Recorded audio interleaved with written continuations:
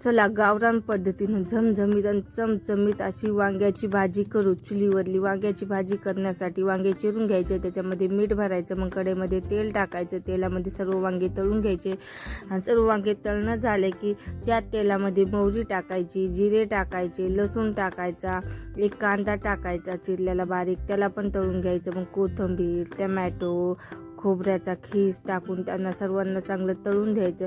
सर्व चांगल्या प्रकारे तळलं की त्याच्यामध्ये लाल तिखट, गरम मसाला, हळदी पावडर टाकून मिक्स करायचं. मग नंतर शेंगदाण्याचा कूट टाकून 1-2 मिनटं चांगलं फ्राय करायचं.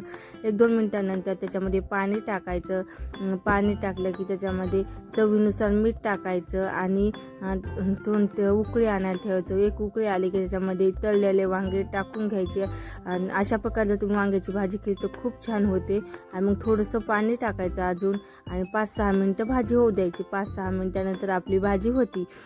जर ही भाजी रेसिपी तुम्हाला आवडली असेल तर लाईक, शेअर, सबस्क्राईब करायला विसरू नका.